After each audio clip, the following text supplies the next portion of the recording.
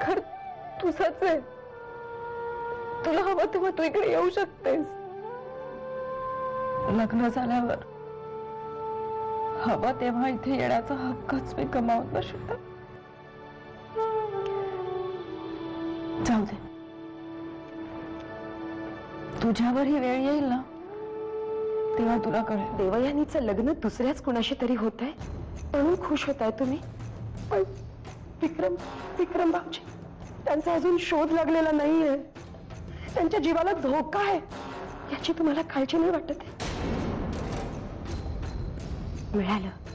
तुमच्या शांत राहण्याने आमच्या प्रश्नाचं उत्तर आम्हाला मिळालं. रणवीर राजेच कारणीभूत आहेत ना याला? सांगा ना, त्यांनीच किडनॅप केलं ना विक्रम भाऊजींना? आणि तुम्हाला हे सगळं आधीपासूनच माहित होतं. बोला ना साईमा. आम्ही शांत का आहोत याचा स्वतःच्या सोयीनुसार अर्थ काढण्यापेक्षा आमच्यासारखं तुम्ही शांत राहिलात त्यामुळे काय होईल, या राजमहालात थोडी शांतता नांदेल असं नाही वाटत तुम्हाला? माझं लग्न ठरायच्या आधीच लग्नाची तारीख ऑलरेडी ठरली होती.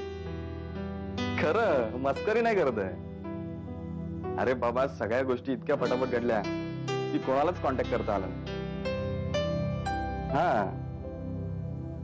आता हेच बघ ना, आज 20 तारीख आहे. 2च दिवस उरलेत लग्नासाठी. कशी तयारी करू मी? बरं विशाल, एक काम कर तू, माझ्या कॉन्टॅक्ट मध्ये जेवढे असतील ना त्या सगळ्यांना प्लीज तू इन्व्हिटेशन देशील? प्लीज यार. लाज वाटते आमची आम्हाला,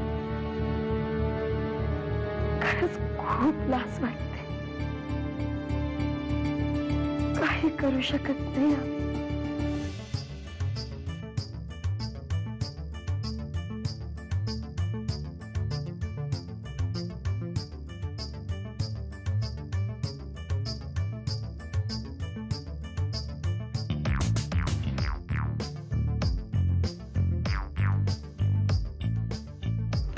ह्याला पूर्ण तू गप्प बस.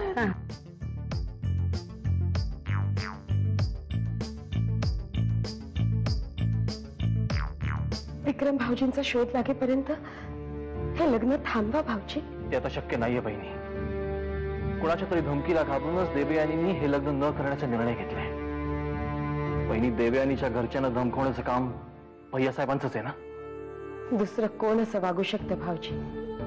हेच करू शकतात हे काम. पण आम्हाला या गोष्टीचं नवल वाटतं की पोलिसांना सुद्धा हे माहिती आहे.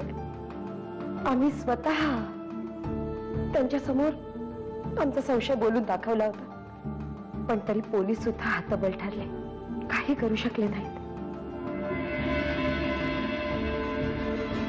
म्हणून तर तुम्हाला विनंती करते, काहीही करा पण विक्रम भाऊजींचा शोध लागेपर्यंत हे लग्न थांबवा. ये समीक्षा वेळेवर आली. या ना, या बसा बसा. काकू बसा. बस काकू. तुम्ही बसा. ए साक्षी, सगळ्यांसाठी सरबत आणायला सांग ना.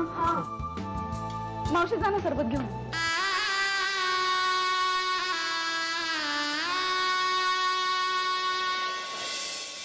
या शेवटच्या क्षणी तुझी माफी मागण्या व्यतिरिक्त माझ्या हातात काहीच नाही.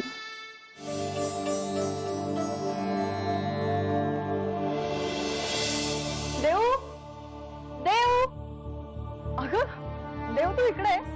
घरभर शोधत होते मी तुला. बर चल लवकर, सगळे वाट बघतायत तुझी. आलीच, ये लवकर.